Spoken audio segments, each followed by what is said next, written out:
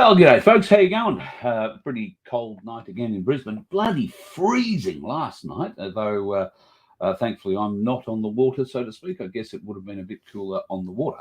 I hope wherever you are, it is warm, or you are warm at least. And the wood to keep you warm, if you've got an open fire, isn't costing you a bloody fortune. I can tell you that in Queensland, you can't. We used to get wood by the ton. You buy by the ton. No, you don't. Now they try and sell it to you by the piece. $200 for X amount of pieces. Well, back in my younger days, I used to cut a bit of wood. I was a bit fitter. Thank you, trolls. Yeah, we used to go out every winter, cut enough wood for not just me, but 3 or 4 families. We'd go down to a farm my uncle actually owned down in southwest Victoria that had a whole heap of dead trees.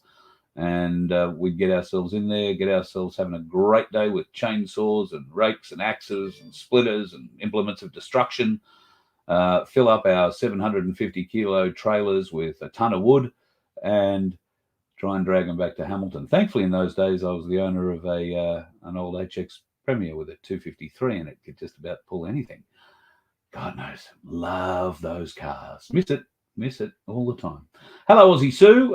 Hello to Starseed, who was in early tonight, and Toxic Q from the house tonight. Nice to see you in. Paul in too. I hope your knees are feeling better. I was on the boat today, and we'll get to that very shortly. So congratulations on work done on the boat, John.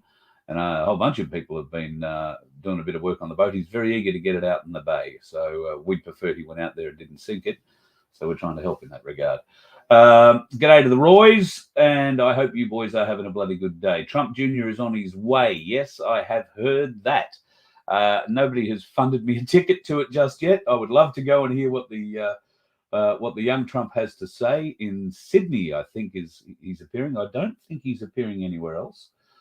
I could be wrong. I haven't really checked into it, and I don't even know whether or not tickets are available. So if they are, though, it would be certainly an interesting speech to listen to. Also interesting to see who turns up around him in support at the time. I think that'll be a very interesting thing too. So fingers crossed something good comes out of all of that.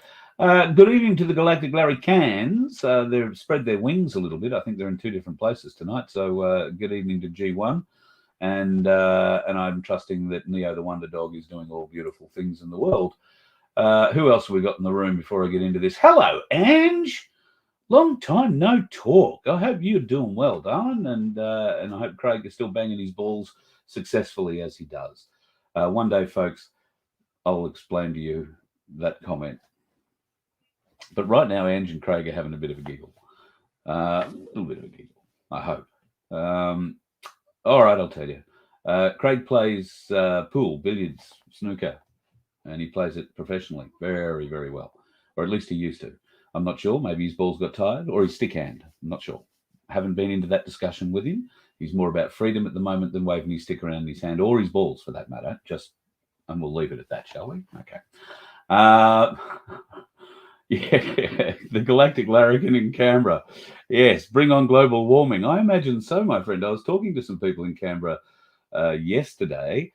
They can't wait to come back to Queensland. So, and you, of course, anybody looking for a house in Canberra, the Galactic Larrikins might know someone who's trying to sell. So if you are indeed unfortunate enough to have a need to go and live in Canberra, I say that it's a beautiful city. It's a beautiful city. If you ignore all the bits that aren't beautiful, let's just leave it at that, shall we? But I can vouch for the house, very beautiful, and I know a very reasonable price. If you need one, contact me. I'll put you in touch with the Galactic Larrikins that know the people concerned. Having a bit of a glance down here, Freedom for All says, this is all so unethical. I'm not sure if you're referring to the show. Or something else. I may have missed what that was about, so I can't really comment on it. It could be any number of 100 things. I'm thinking it's either QSI or gold, silver, bullion related, but I'm going to bow out of that one for the time being. We've had enough on that for the last couple of nights. Well, listen, Sovereign Joe, I'm not sure that the pirate we're referring to at all adheres to any laws on the sea at all, other than the ones of common sense and safety. Outside of that, he would be like most pirates, I suspect, lawless, if push came to shove. But I put no words in his mouth. The pirate that I'm referring to is a gentleman on land and on water, so I don't think there would be any problem with that. Hello, Bradley. Good to have you in the show again tonight, mate. You've become quite the regular and great poster. Thanks for joining for the family. Thanks for joining the family. I'll get that out eventually. Alison Mack. Now, I used to know there was a professional. Well, you're not really Mac, you're Mook, aren't you? But I used to work with a lady called Ali Mack years ago in the voiceover world, and she wound up living in Guatemala for, I want to say, a couple of years. I think she did come back to Australia. We haven't caught up in a long time. But if anybody happens to be watching and knows Ali Mack, the voiceover chick, tell her I say hi. Silver Girl. Don't you love that? Hey, beautiful, crazy family. That's exactly what we are. A beautiful, crazy family. And if you ask any of those, oh, thanks, Ange. I'm just catching up in the chat. I really hope those laughs have got something to do with what I said about you and Craig. If not, good luck. Sunflowers in the room. Hello. And same to J1, who is floating around as well. Ange is replying. Here we go. Still fighting the good fight. I hope you're well. Laura's great. Yep, things are going well in most parts of our lives at the moment. There's a little bit of court drama that'll be joining us in the near future. And so next month is going to prove to be a little bit interesting, depending on certain events. But I'll bring you up to date should that be possible. It might not be possible because there might be a live court case. So yes, we will discuss that next month as it gets a bit closer. But thank you, Ange. Thank you for asking. And I trust you and the family are all doing well, and life in the Maitland, Newcastle, Singleton area is not too distressing at this time of the year, given how bloody cold it is. Sunflower selling a house in Peregian Springs. I might know some people in Canberra, should they be able to sell their house, might be interested in your place in Peregian Springs, Sunflower. See what we can do about that. Survey phone calls coming out today. Interestingly, I didn't get one today. I did get one about a week ago. I forgot to tell you about government survey on the voice. So I just I didn't participate. Didn't have the time. Otherwise, I would have. Oh, hang on. Craig's in the house too. Craig's in the house. No time for banging balls. We have a war to win. I love your work, brother. All power to you, and you and your lovely wife Ange are at the forefront down there in the Hunter. So thanks for being there, guys. Love you both, and thank you very much for your ongoing support, because I know you're big supporters of mine. So thank you. Really, really appreciate it. And you know you'll get a phone call when we come your way. All right, having a bit of a scan down, seeing if there's anything else here I need to address. No, nothing. All good. All right, well, let's kick it off. Been an interesting day today. In the news world, I can tell you that Russia's been attacked by drones, a drone strike supposedly from Kiev, or Kyiv, or however it's being said this week. All 8 drones were shot down before they were able to do any or much damage. There is some video which I didn't download because, to be honest, I was too busy laughing, of the drone going past. It seriously sounded like one of my model aeroplanes and didn't look too far from it. Maybe it's one of those Australian drones that we sent them, you know, the cardboard ones. At any rate, these didn't get through the Russian air defenses, and that's probably... Well, A, it's a very good thing. B, it's probably a surprising thing, given that these are very small drones. They're not the kind of drones that you would think the military would send, given the American-style drones we're aware of, Predator drones, that kind of thing. It wasn't one of those. This thing sounded like it had a reasonable-sized RC motor stuck on the front of it, or possibly an old chainsaw motor, 50cc, not much bigger, ploughing through the sky at about 200 feet. So not a large target, but it's a largish, small drone. Shot down. I wouldn't think they'd waste a missile on something like that. The missile probably couldn't identify it or hit it.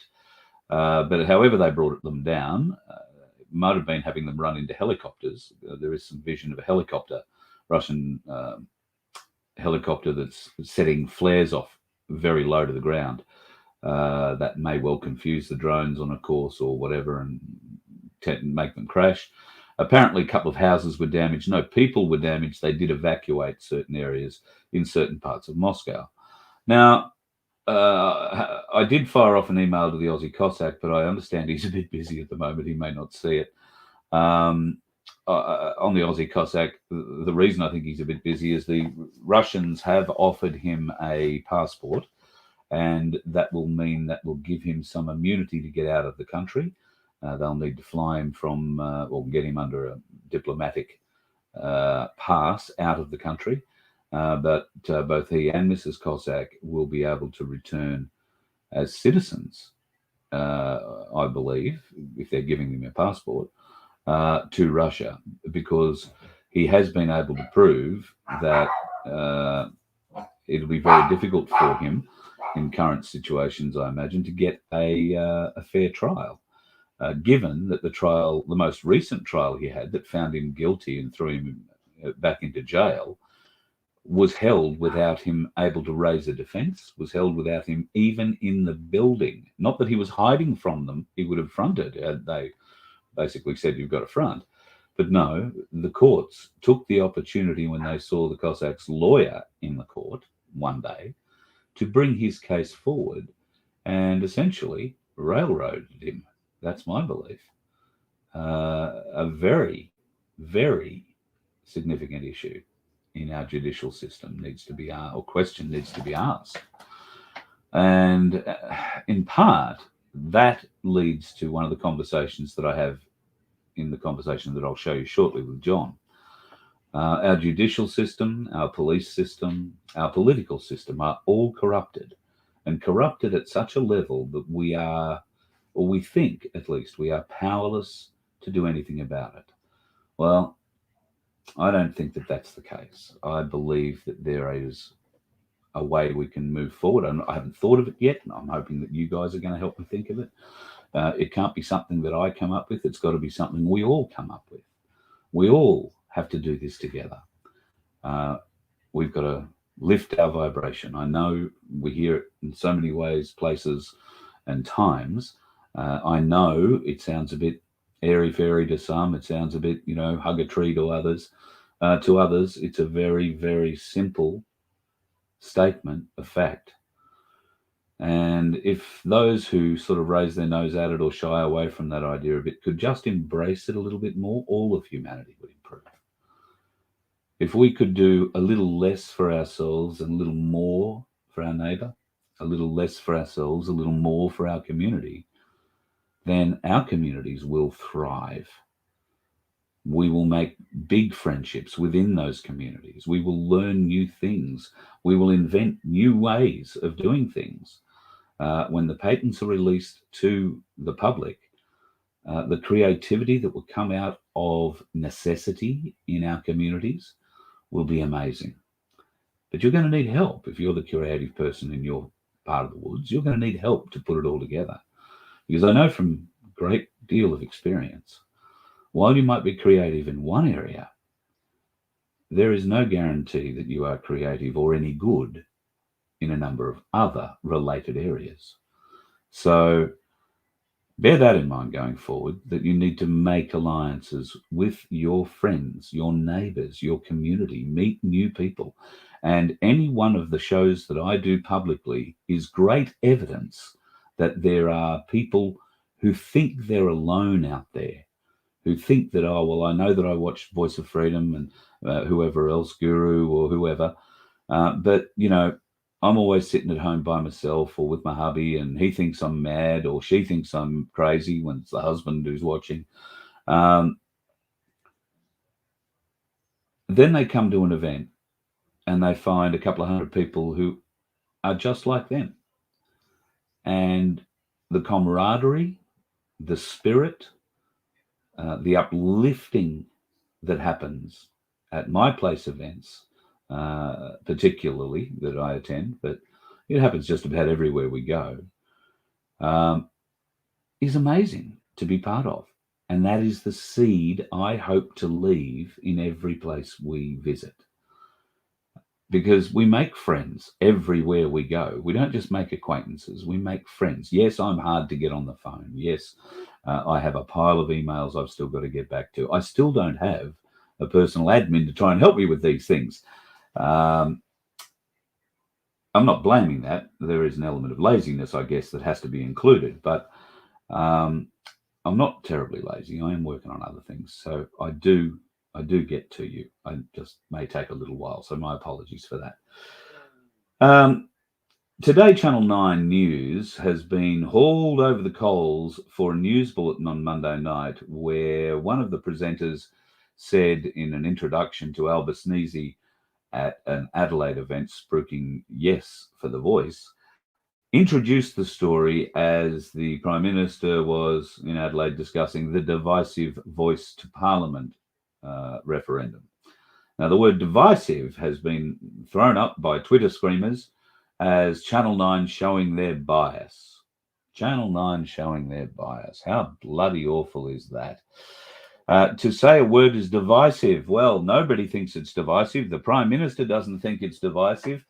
Nobody on the corporate Aboriginal side of the argument says it's divisive, and yet all the elders that are actually on country speaking to their people and speaking to the likes of me are saying, yes, it's bloody divisive, and no, we don't want anything to do with it. I'll tell you another bloke who's used the word divisive. One of Australia's greatest motorsport heroes, Larry Perkins. What a bloody legend of a human being, and I'm a Ford fan, right?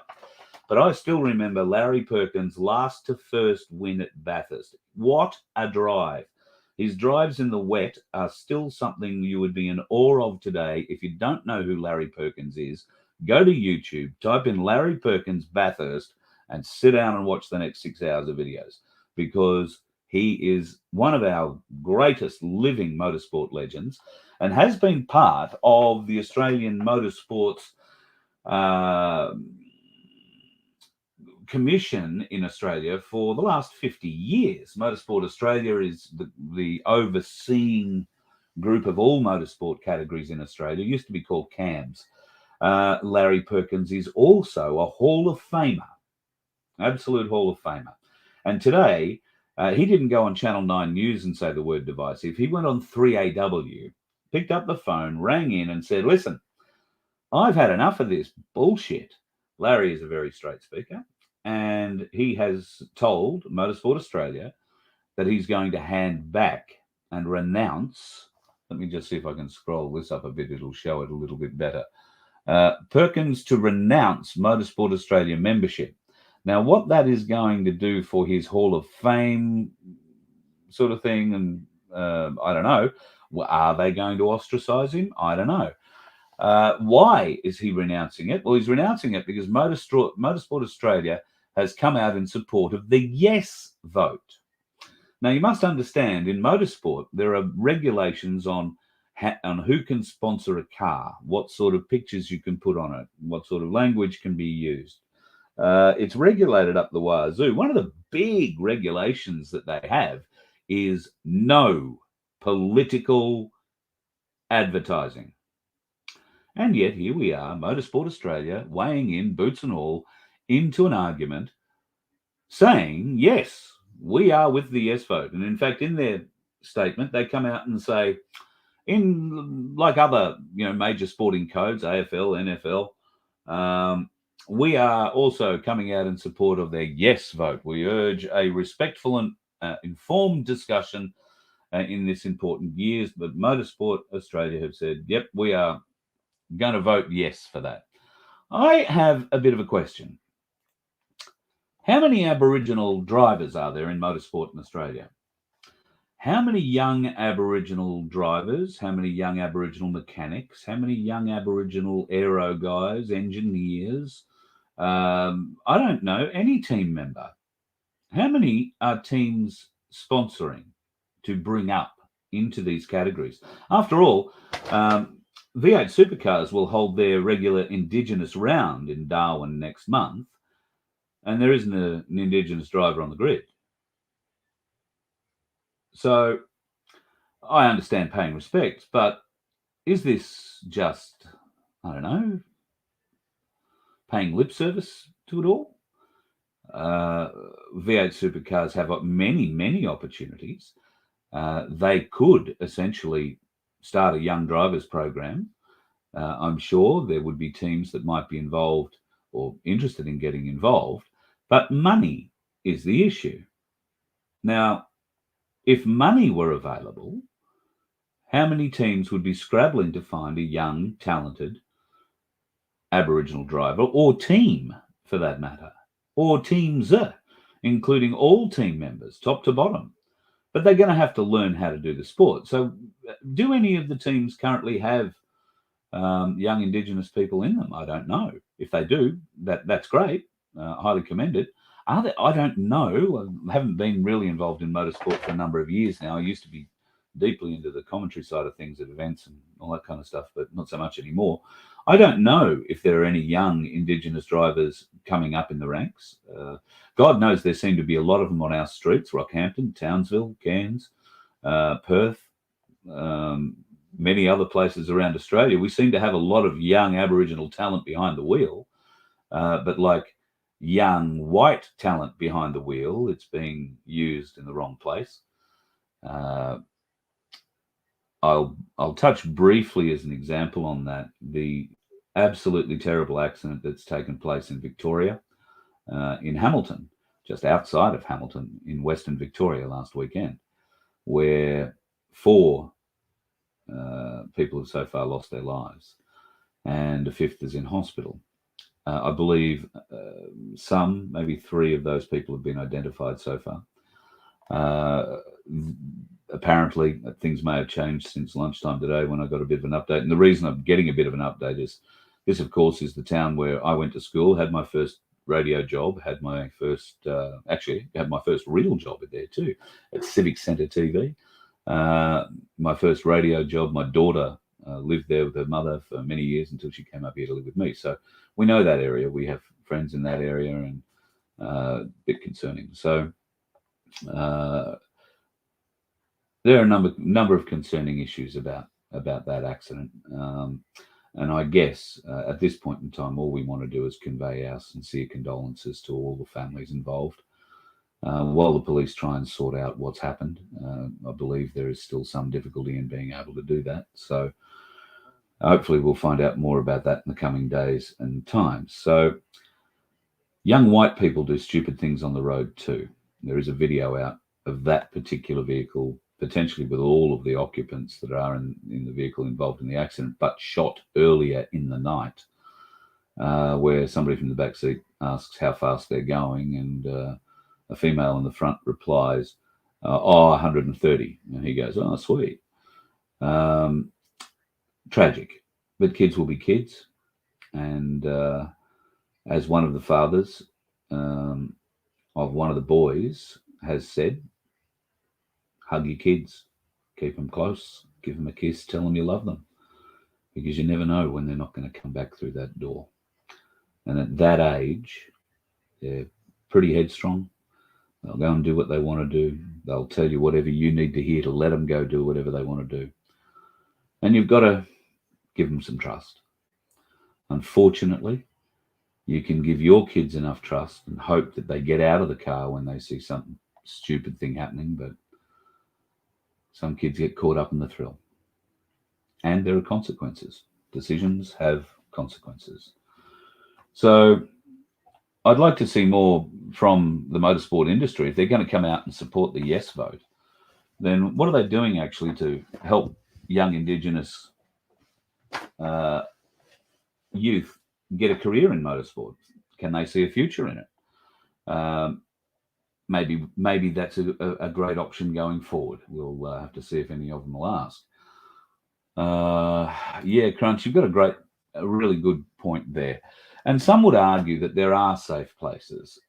In regional areas, that isn't the case. But in Victoria especially, for many years, there wasn't even a drag track. There used to be one at Calder, and I think there used to be one up there towards Bendigo. I want to say at Healesville or somewhere around there.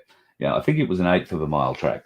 The Calder track was quarter mile, but there was a huge blow up with Bob Jane many years ago, and he refused the Drag Association any access to the track. They didn't have any other tracks built in Victoria.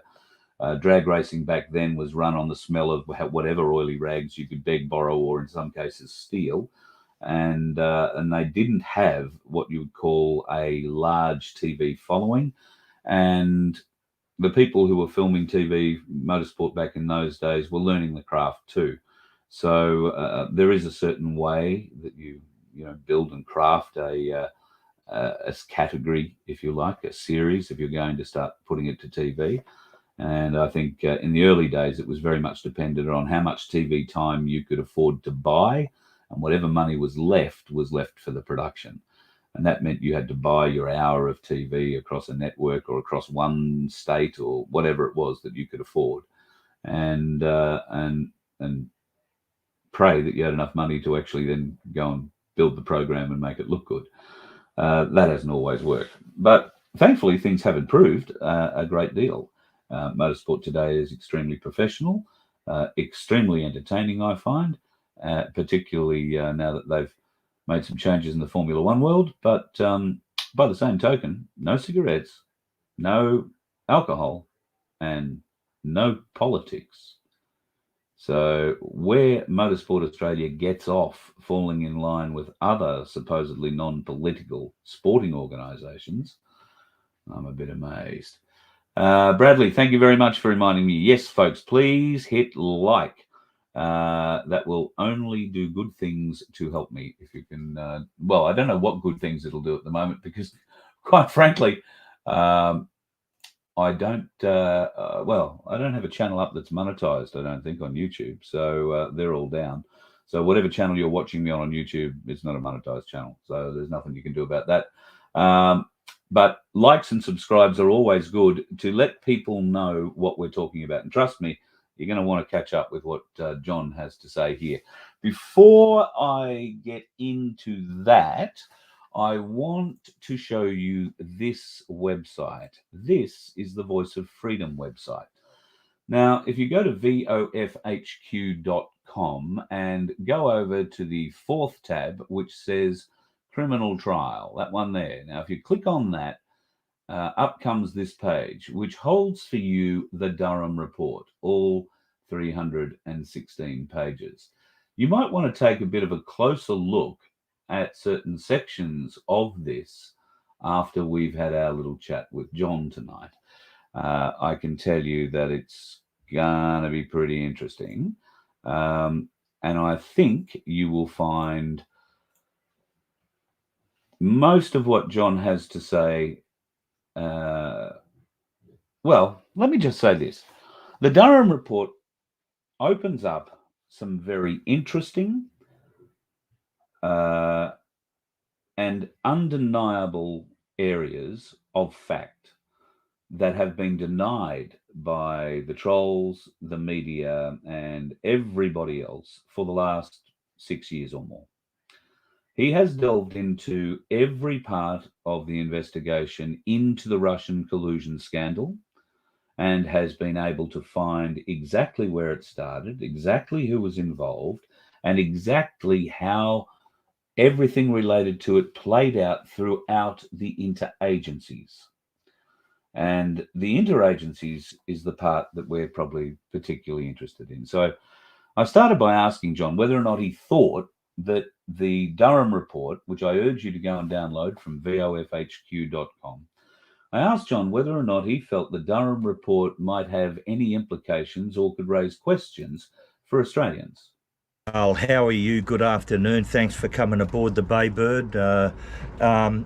Durham Report, mate. It's a mind-blowing document, mate, and it has now confirmed nearly everything and more that we've known those of us who've been following closely all of this illegal activity against President Trump now for 3 or 4 years, we now it's all been laid bare.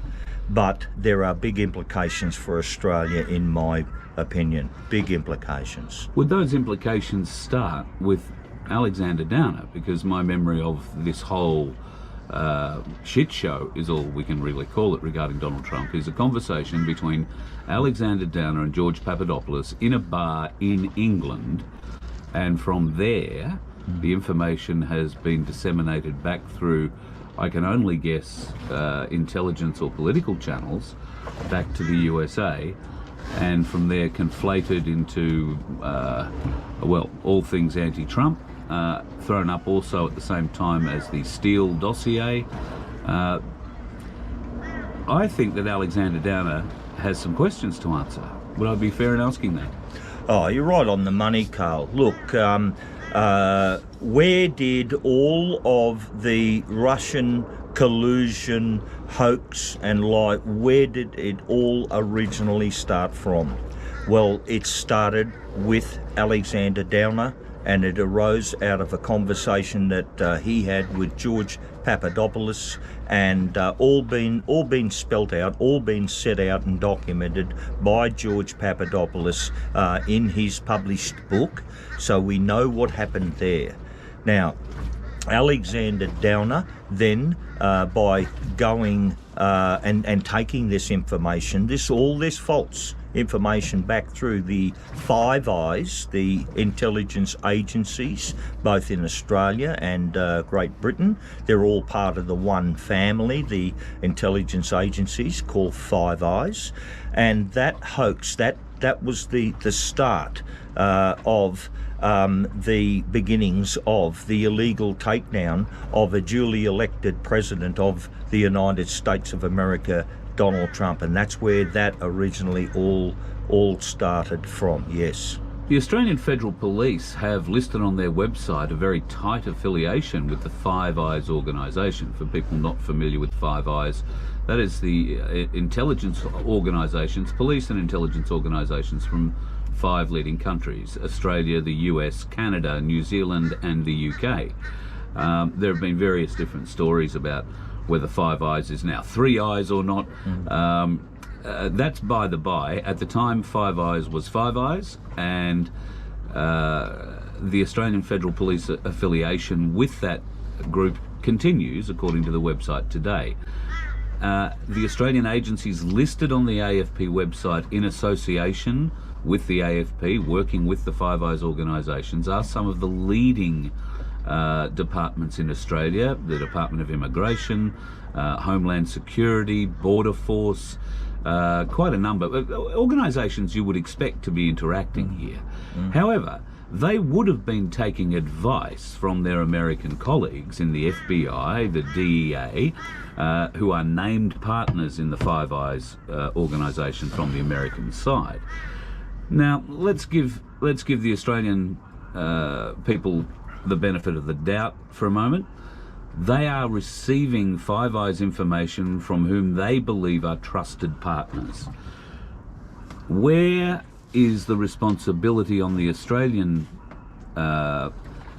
intelligence or investigative side to verify that information coming from a trusted Five Eyes partner?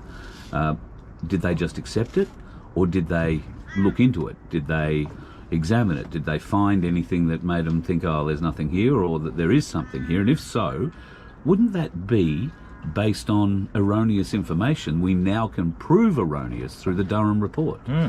So our AFP essentially has been infiltrated by the same nefarious organisation running the US Justice Department, the intelligence agencies, quite a number of them, and importantly, the FBI in America. This is a shocking state of affairs for Australians. Yes. Look, let's consider this, brother. Let's consider this and try and distill this, right?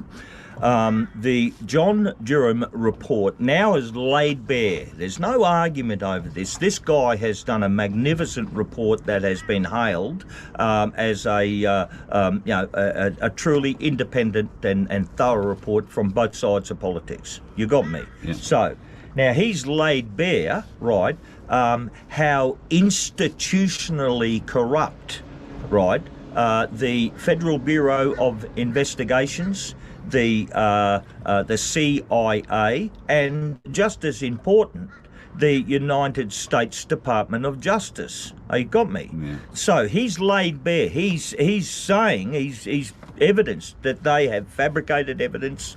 They've consistently lied to judges so that they can get surveillance orders, and they then, that we now know, they signed letters to say that, 50 of them to say that Hunter Biden's laptop was Russian disinformation and so on. I mean, the entire institutions Durham has laid bare are rotten to the core, and those are the Central Intelligence Agency, the Federal Bureau of Investigations, and the United States Department of Justice. So, that's our starting point. We now know that.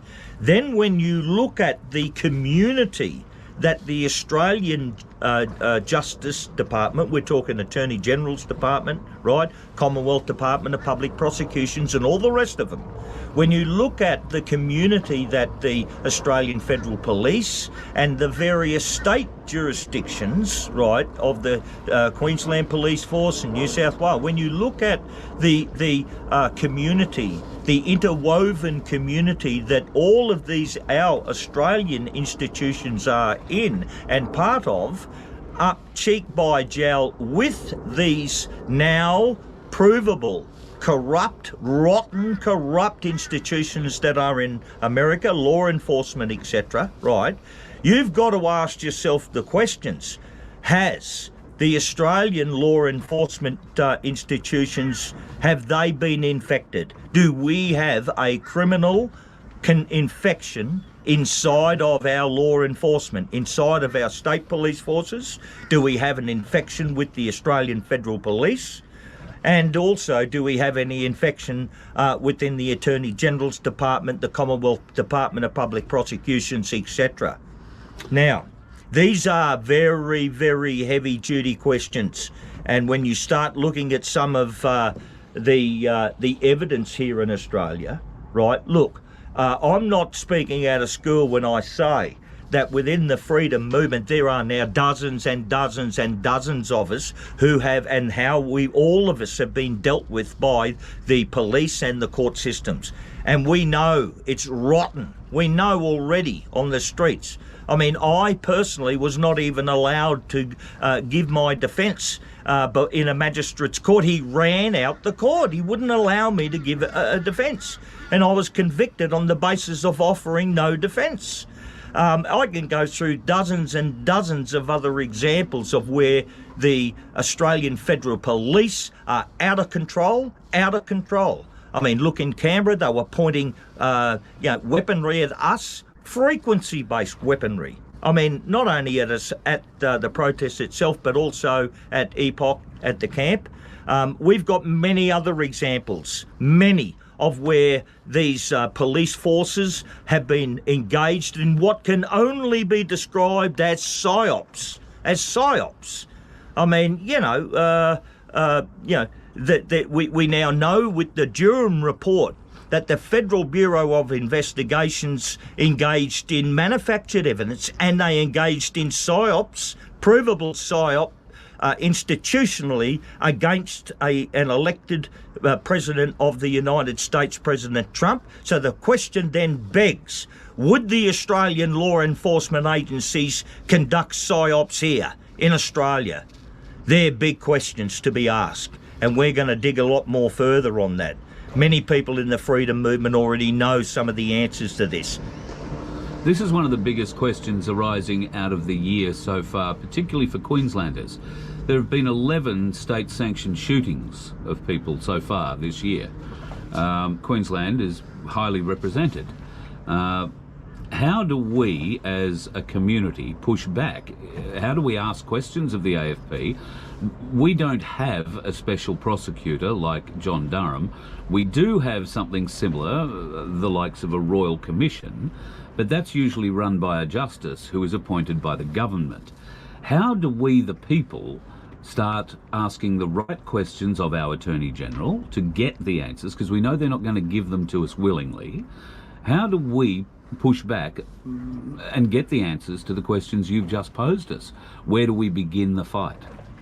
Well, that's a tough question, Carl. I mean, look, in America, if that was done against any man on this planet apart from President Trump, who's now proven to be one tough customer, one very tough and very durable customer, and he has survived it, but he's caught them all. He's caught them all. You got me. Now, we don't have a Trump here in Australia, and anyone that stands up against this utterly rotten and corrupt machine, law enforcement machine, as you've just indicated, we've seen some very, very questionable fatalities on that front. And so, people have a right. People have a right to feel defensive. People have a right to feel a little bit nervous around this, right? But we got to get to the truth. We have to get to if anything is going to be done at all, we got to at least get to the truth, and that's going to be a tough gig, mate. Can pressure be brought to bear on the Australian Attorney General's office to get potentially any paperwork from the time Alexander Downer was employed by the government at the time? You've got to think that this has come through government circles. There must be some paper trail, do you think? One would think so. We don't know. Any and all efforts. I don't think there's one single pathway, that's going to cure all this. But I think, every effort should be made to claw back, what evidence is out there, what information is out there, so that we can, do our own and satisfy our own research here in Australia. But the John Durham report, mate, has opened up some huge allegations, institutional allegations against the CIA, the FBI, the Department of Justice. You have a look how close our institutions work with all of these institutions. Have a look, they work cheek by jowl.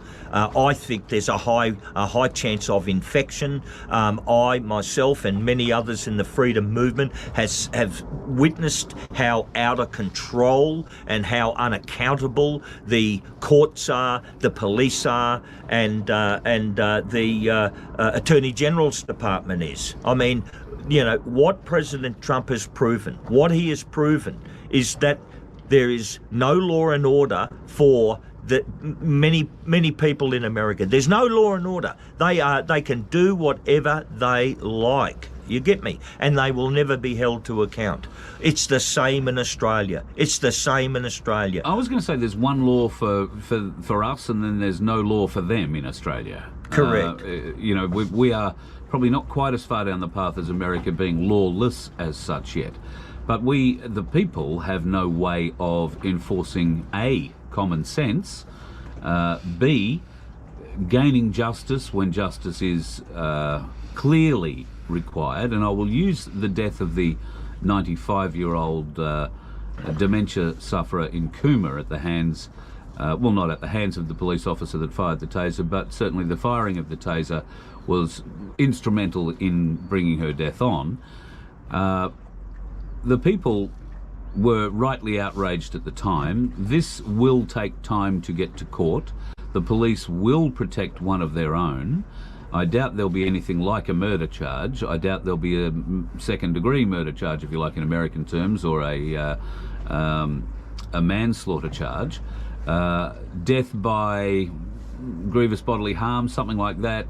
I don't expect there to be a big charge, and in fact they will probably come out with some kind of bullshit procedure that he followed this, he did that, he followed our procedures. So while this happened, it's tragic. The police force as a whole now needs to rethink the way that it you know, deals with these sorts of patients and da-da-da-da-da, but this guy's going to get off.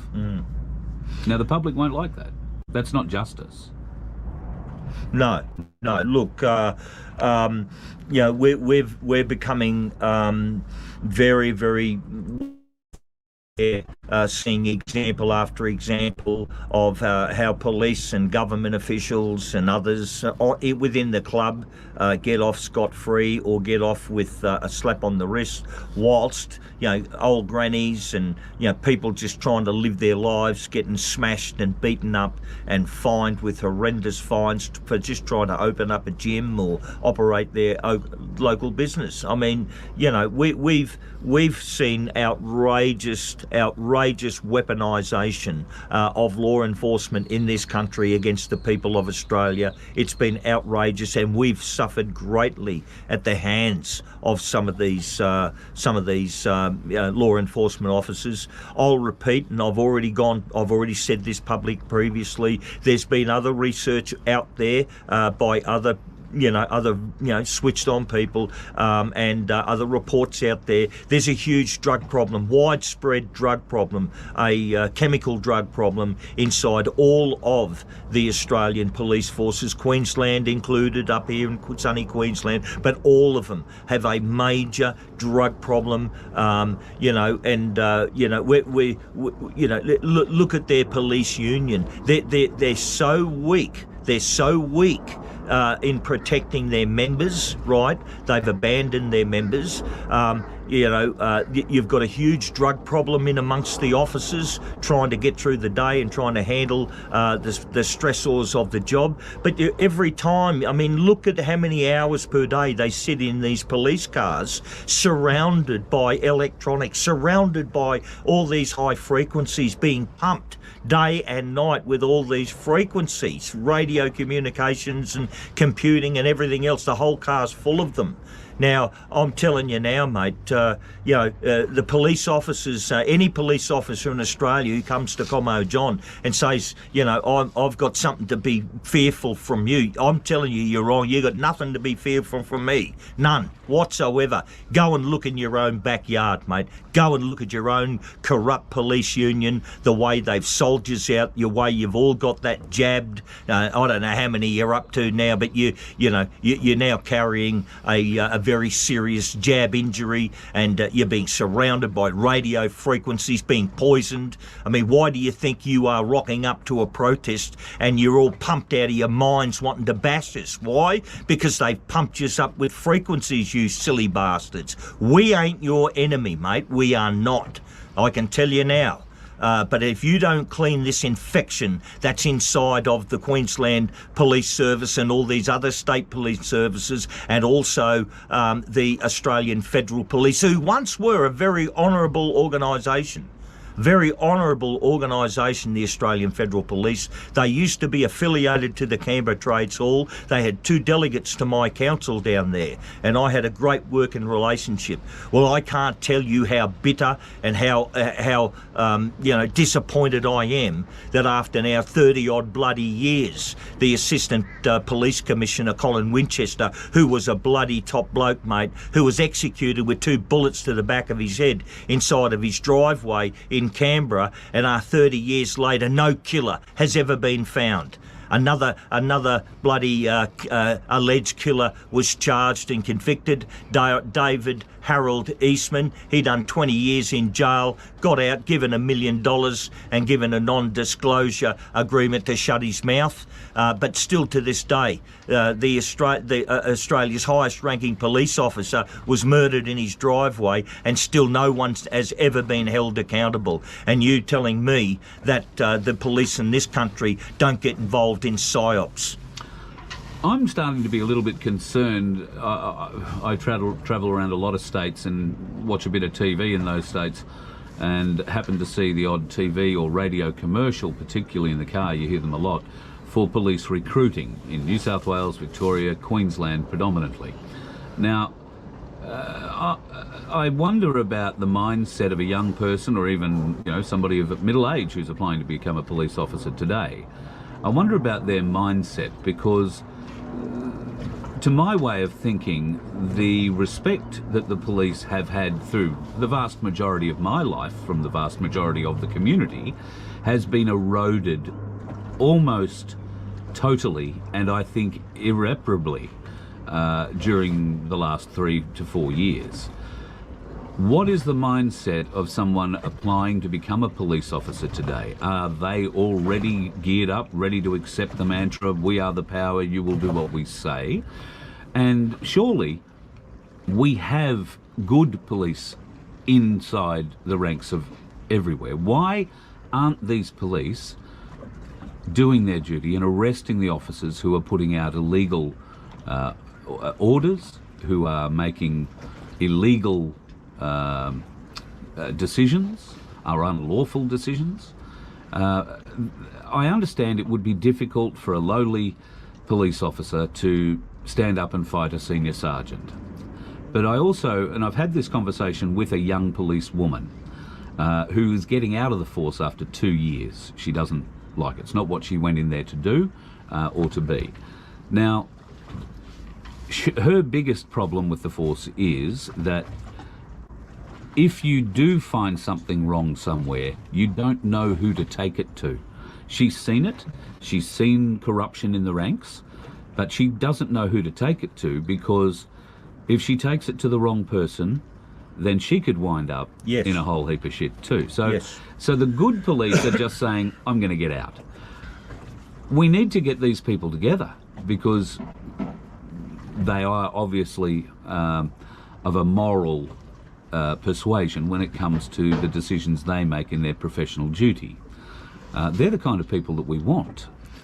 Yeah, look, Carl, I've worked in many big organisations in my, in my life. Now, when you have a big organisation that has great values and good leadership, what happens is this: is at the recruitment end, if the wrong person is recruited, right, at that end, if a mistake is made and they come in, and then their values and their conduct does not fit the organisational expectations, then corrective action is taken to correct that person and bring them into compliance, into line, and to make them a valuable employee, right? Or they go, or they just say, look, sorry, let's cut ties, goodbye, you don't fit.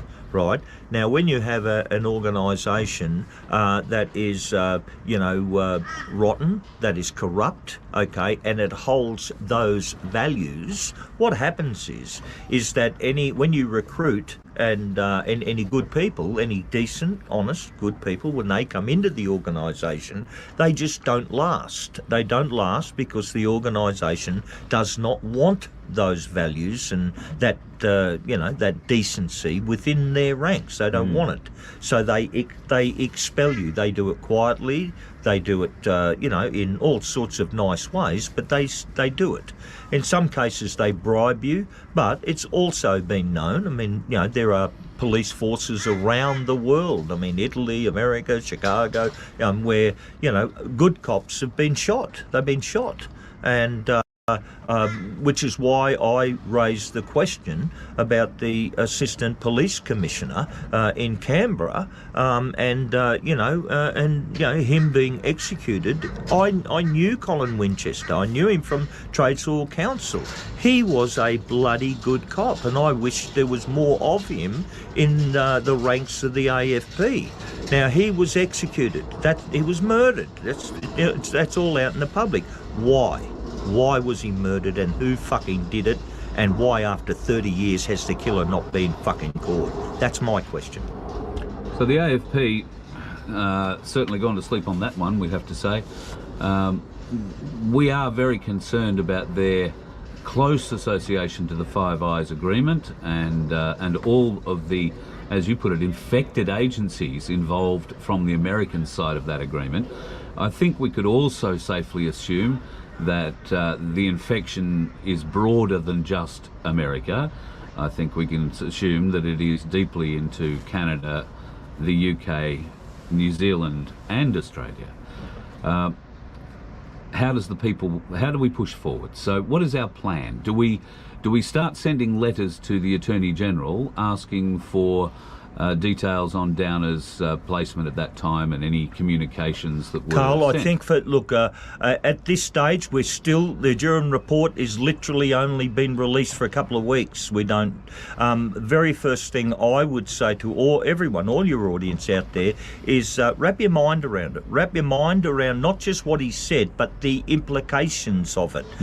Go to the AFP website. Have a look at the weaving together of law enforcement, of judicial systems, and how they've got this like a family. And I mean, if you have the one group, the one pond of law enforcement, and someone comes and does a big shit in the bunch, I mean, you get me. Yeah, not good. It's not good. I mean, we've all got to drink out of that punch bowl. And if you've got an utterly corrupt at its highest levels, the FBI at its highest levels, right, rotten to the core, and they come and drop a big corrupt, piece of shit in our punch bowl. You get me? Yep. What are the implications of that? Because we're all drinking from that.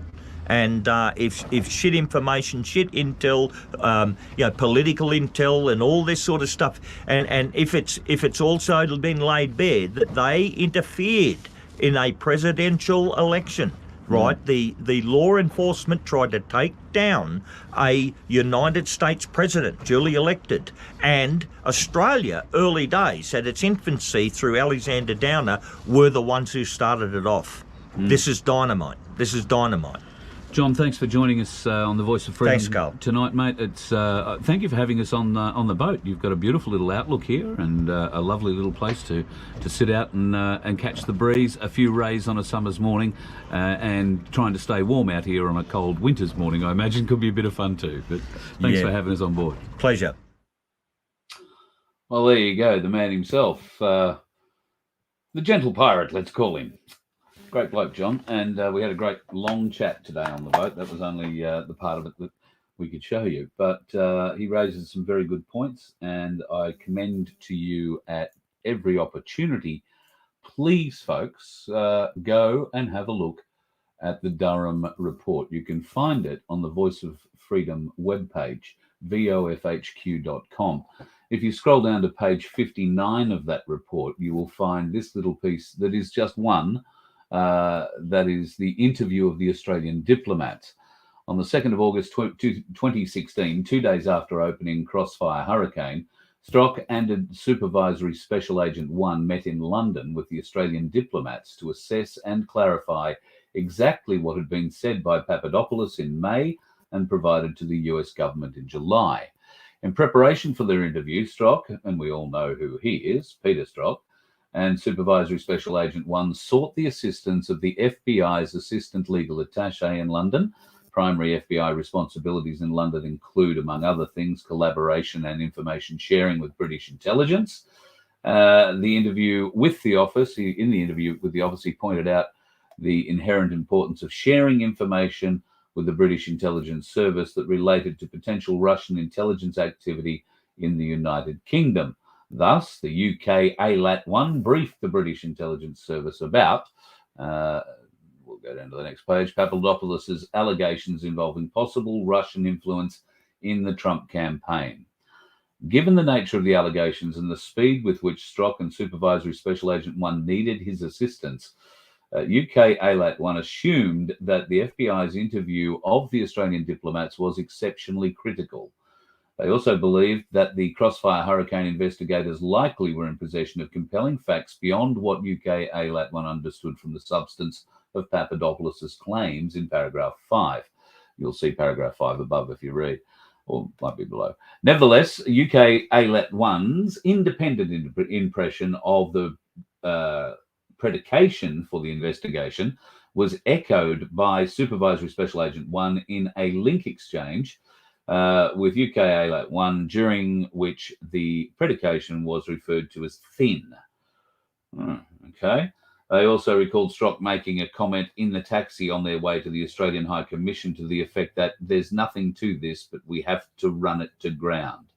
These exchanges with Supervisory Special Agent 1 and Strock resonated with UK ALAT because in sharing the Papadopoulos information with his British intelligence service 1 counterparts at the time, they expressed real scepticism about the motivations and reliability of Papadopoulos.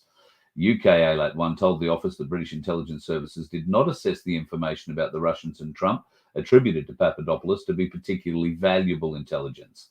Indeed, he told the FBI's Inspection Division investigators that the British could not believe Papadopoulos' bar conversation was all there was, and they were convinced the FBI must have more information that it was holding back. So the British were under the impression that Strock, the FBI guy, had his shit in a pile. Strock made it quite clear in a conversation that there's nothing to this. It's where he says it apparently. Nothing to this, but we have to run it to ground. Of course, we know this conversation took place, when did we say? In May, I think, is when the meeting happened and UK was advised. However, the Australian government didn't tell the US about it until July. Okay, so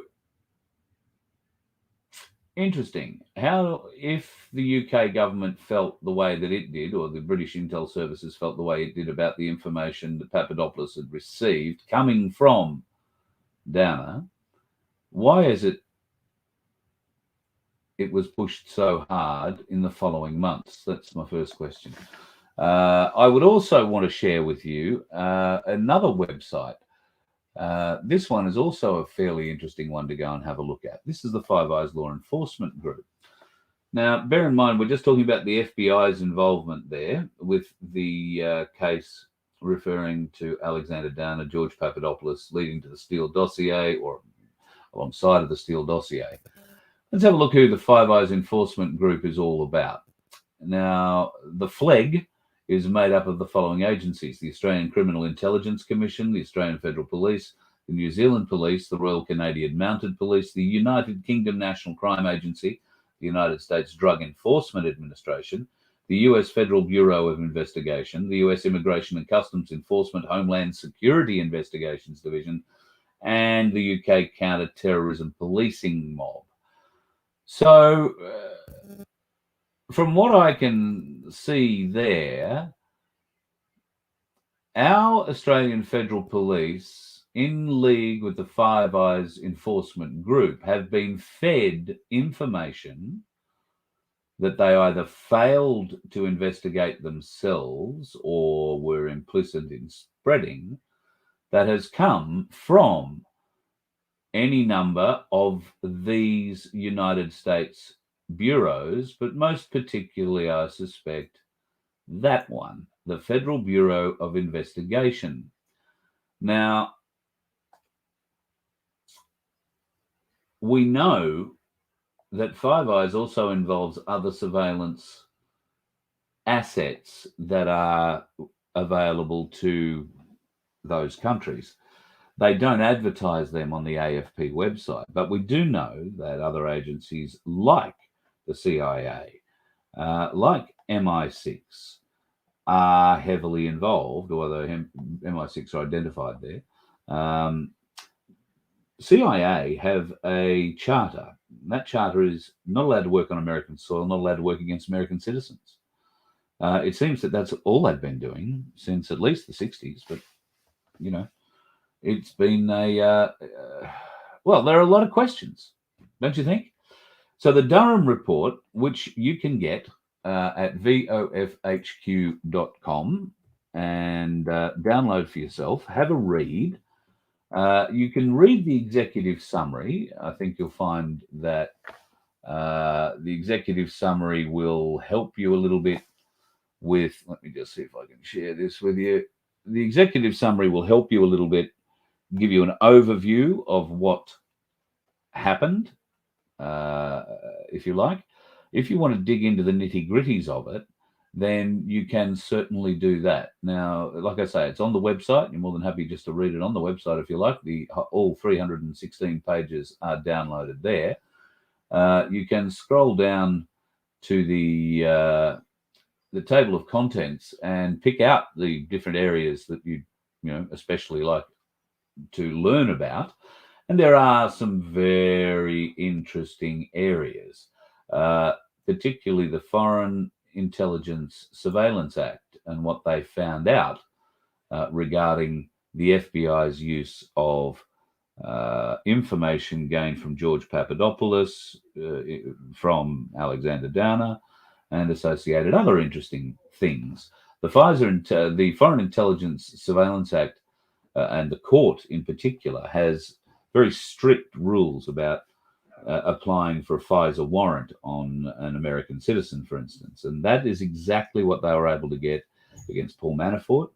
And there was one other they got one against. And it is believed that under seal, or it's alleged that under seal, there is another one that allowed them to bug Trump Tower once he'd announced he was going to run for president. I haven't seen that bit in the report, but then again, I haven't read the entire report yet. There are some interesting headings under here, the Foreign Service Intelligence Act. So you can see that there are a number of headings. The introduction here is broken down to 1, 2, 3, A, B, C, D sections. And then there is sections 4, C, B, or B, C, I think D too. Yep, there's D. That's the Carter Page. They break down all the investigations and how they did that with Carter Page. They illegally used the FISA application. They lied on the application, and they knew they lied on the application. How much of this information was being sent to our AFP? And how much of it did the AFP look at and say, oh, we better investigate that? So I think there are some questions. I think there are lots of questions that need to be asked. Yes, I know. They have ways of getting around the rules by getting the British to do certain things, yes. And I'm sure that is going to come out in further investigations. Looks like Christo's backing me up there. That intel about Trump Tower being bugged, absolutely correct. Yep, Trump Tower was certainly bugged from the time he announced that he was running. It's why he had to get out of New York eventually. And it's also part of why Mar-a-Lago has been set up essentially as he called it, I think, his version of Camp David. It's, I think, probably been run as the commander-in-chief's place of business for the last few years. That's probably the best way of describing it. Gee, Daryl, I don't know about this. We definitely need a taste of what war would be like to take out some buildings. Well, one would argue that the Australians have never had to fight for their own country. We've gone off and fought for many other people's countries, but we've never had an invader on our doorstep, other than, back in the 40s, I guess the Chinese were bombing northern parts of Australia. The Chinese, I beg your pardon, the Japanese were bombing northern parts of Australia in the 40s. But was there a serious invasion force? Could they have fought off the crocodiles, the flies, the mosquitoes, the heat, the humidity, and everything else? Although there was a plan to give away the northern part of Australia to them and only fight for Rockhampton South, if you can believe that. Draw a line from Rockhampton across the country, they're going to give that to the Japanese. All good. Didn't quite work out that way, thankfully. But Australians have never had an invading force on the ground fighting us. And I wonder how we would stack up. I wonder what would happen. There'd be a great, huge group of people who'd wander out there and try and push the hug a tree message. And I think they'll probably be put against the tree and shot. I don't think it's going to work. Yes, Mar-a-Lago is in fact the ultimate or alternative location one. You're right, Ivan, 100% right. I would highly recommend, folks, that you come to vofhq.com and have a look at the depth of the investigation that Durham has gone into. The depth of it is absolutely staggering. Just have a look on the page here. Prosecution decisions. The Kevin Kleinsmith case. They go into the statements made to the FBI regarding the Steele reporting, the FBI's receipt and dissemination of the Steele reports, as in the leaking of all those reports, the Yahoo News article, the use of Steele reports in the Page Pfizer applications, the illegality of all of that. If you don't know who Igor Danchenko is, then there's a whole great story about good old Igor, who was a Russian citizen but living in Washington for many, many years and was some sort of political activist there. I beg your pardon, he was an American living in Washington, but wound up disappearing, and they believe is back in Russia. Could it be one of those Americans kind of stories? I don't know. The certification of the Pfizer applications, the Alpha Bank and the Vodafone allegations, the factual background of the Alpha Bank, Sussman. Oh God, that Sussman story is a big one.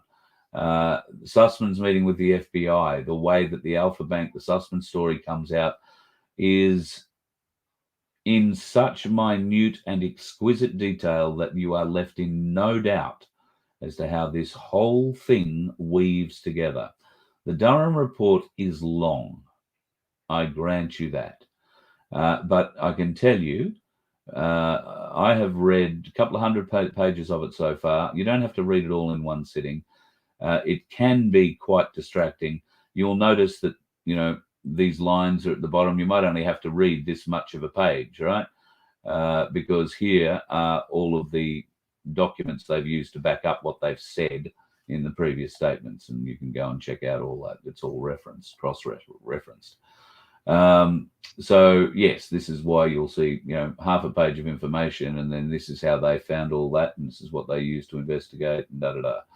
So that's essentially how you can go through the report. It's not intimidating when you look at it like that. 316 pages turns into 100 pretty fast. So I would commend that one to you folks to go and give that one a look at your earliest opportunity. Now, I did say we were going to talk about a couple of other things here tonight, and let me just scroll down so that I can bring them up. The first one is a little bit of space station fakery.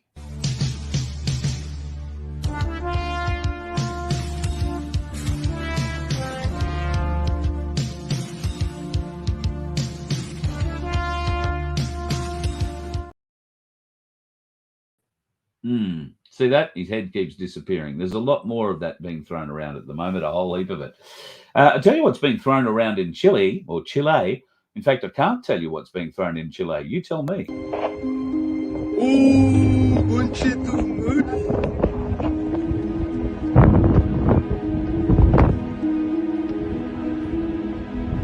Cuando vuelva la luz, va a volver a explotar. Oye, justo hay una micro ahí, weón.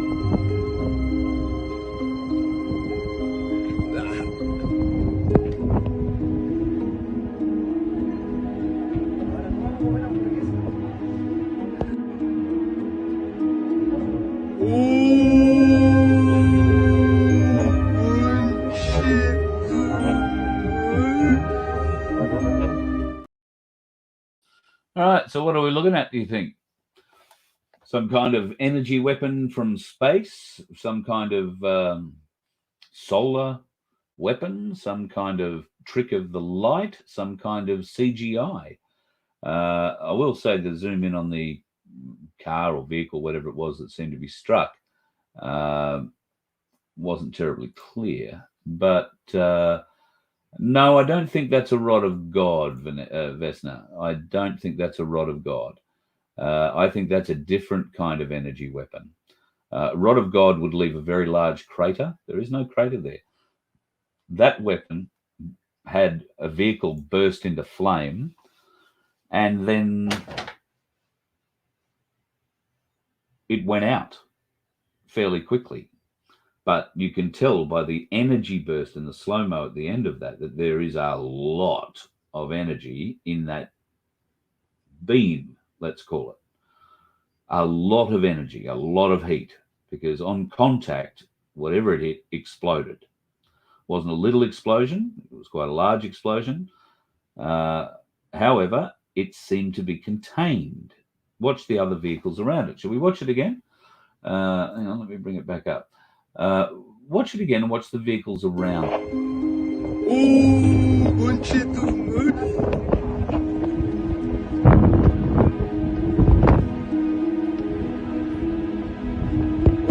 la luz, va a volver a explotar.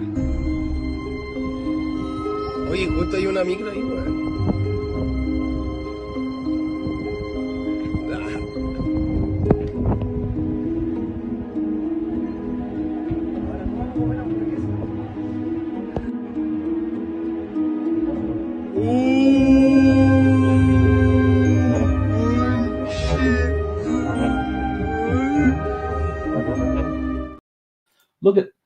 Just look at how that vehicle